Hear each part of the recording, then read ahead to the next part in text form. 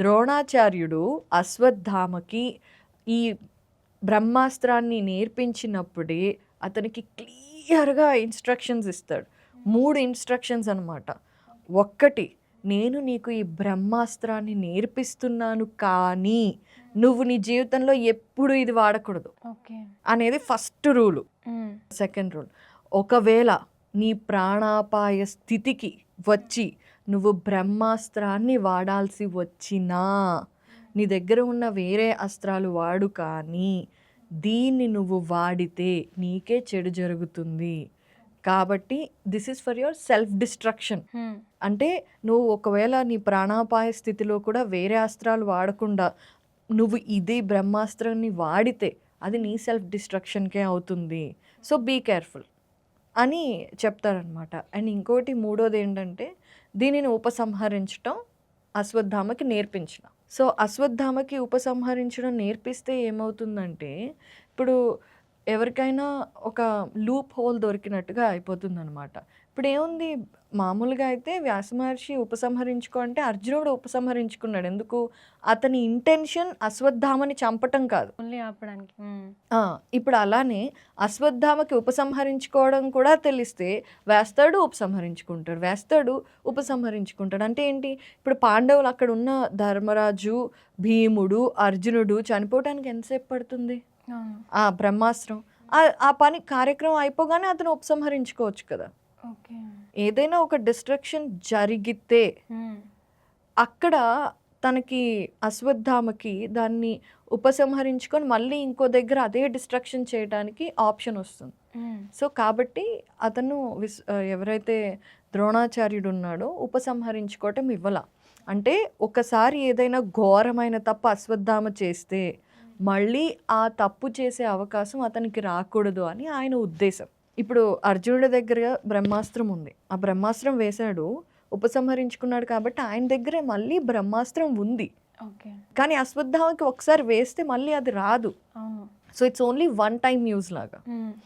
So అతనేమో try చేశాడు వెనక్కి తీసుకురావడానికి, రావట్లేదు. వేదవ్యాసుడికి చెప్తాడనమాట, నాకు దాన్ని ఉపసంహరించడం తెలీదు కాబట్టి నేనేం చేయలేను అంటే వేదవ్యాసుడు తిడతాడు, నీకు పిచ్చిగాని పట్టిందా?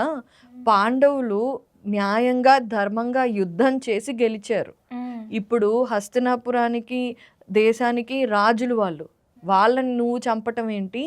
ఛాన్సే లేదు, నువ్వు ఖచ్చితంగా దీనిని నువ్వు విరమించాలి అని అంటే, అప్పుడు అశ్వత్థామ ఆలోచించి, నేను దీన్ని అపాండవ మగుగాక అని చెప్పి వేశాను కాబట్టి నా ముందు ఉన్న పాండవులందరూ మరణించకపోయినా ఇది ఖచ్చితంగా ఎవరైతే పాండవ స్త్రీల గర్భాలలో శిశువులు ఉన్నారో వాళ్ళని ఇది సంహరిస్తుంది, అప్పుడే దీని శక్తి నశించిపోతుంది అని అంటాడు. అంటే ఉన్న పాండవుల మీద కాకుండా ఎవరైతే పాండవ స్త్రీలు ఉన్నారో, అంటే ఇప్పుడు ఒక వంశంలో చాలా మంది స్త్రీలు ఉన్నప్పుడు ఒక 5-6 గర్భిణీలు అయి ఉండొచ్చు, వారి గర్భంలో ఉన్న శిశువులందరూ దీనివల్ల సంహరించబడతారు అని అంటాడనమాట. అని ఆ తర్వాత అశ్వత్థామ అంటాడు, కానీ వీళ్ళు నన్ను చంపకుండా మీరే నన్ను కాపాడాలి అని వేదవ్యాసుడిని అడుగుతాడు. అయితే వేదవ్యాసుడు అంటాడనమాట, వీళ్ళు నిన్ను చంపకూడదు అంటే నువ్వు నీ తల మీద ఉన్న మణిని తీసి వాళ్ళకిచ్చే అని అంటాడు. లేదు, ఇది నేను ఎలా ఇస్తాను, ఈ మణి ఉండటం వల్ల ఆకలి దప్పులు ఉండవు, రాక్షసుల వల్ల దేవతల వల్ల నాకు ఏ అపాయము ఉండదు, నాకు ధనం ఎప్పుడూ ఉంటుంది, ఇలాంటి మణిని నేనెందుకు ఇస్తాను, నేను ఇవ్వను అంటాడు. అంటే నారదుడు వ్యాసుడు ఉంటే గట్టిగా చెప్తారనమాట, నువ్వు చచ్చిపో, అయితే నేను చంపేస్తాడు, నువ్వు చచ్చిపో, ఎందుకు నువ్వు ఎన్ని పాపాలు చేసావు ఇవన్నీ లిస్ట్ చెప్పి వేదవ్యాసుడు గట్టిగా చెప్తాడు. అయితే ఇంకా చేసేదేమీ లేక, సరే నేను మరణించకుండా ఉండాలి అంటే ఇది ఒక్కటే దారి కదా, ఇంకా నేనేం చేస్తాను అని ఆ మణిని తీసి చేతిలో పెడతాడు.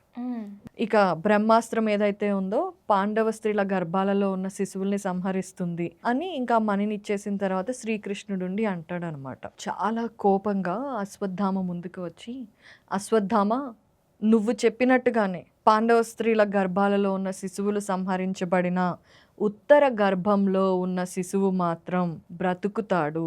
అతను తర్వాత భవిష్యత్తులో రాజై హస్తినాపురాన్ని పాలిస్తాడు అని చెప్తాడనమాట. ఎందుకంటే ఉత్తరకి ఆల్రెడీ ఒక వరం ఉంటుంది. ఆ వరం వల్ల ఉత్తరకి పుట్టే బాబు ఖచ్చితంగా హస్తినాపురానికి రాజు అవుతాడు అని వరం ఉందన్నమాట. ఆ మాట వినగానే అశ్వత్థామ నో ఇది అన్యాయం, నేను ఒప్పుకోను అంటాడు. ఒప్పుకోనంటే శ్రీకృష్ణుడు ఉండి చాలా కోపంగా, నువ్వు ఆల్రెడీ కనీసం భూమిని తాకని పసి శిశువులని చంపి ఘోరమైన తప్పు చేశావు. దీనివల్ల నువ్వు 3000 సంవత్సరాలు జనావాసంలో తిరగకుండా శరీరమంతా పుండ్లతో, నొప్పితో, బాధతో, నిద్రాహారాలు లేకుండా 3000 సంవత్సరాలు ఈ భూమి మీదే తిరుగుతావు.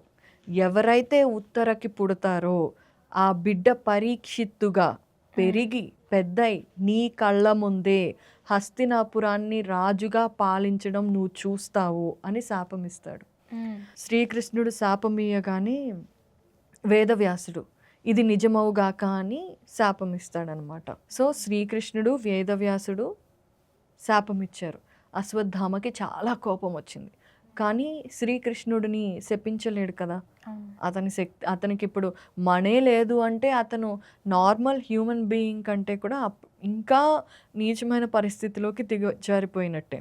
సో అతను వేదవ్యాసుడి వైపు తిరిగి, వేదవ్యాస నువ్వు నన్ను శపించావు కదా, నువ్వు పక్షపాతంగా ఉన్నావు కదా, అయితే నువ్వు కూడా నేనున్నంత కాలం ఈ భూమి మీదే బ్రతుకు కాక అని ప్రతిశాపం ఇస్తాడు.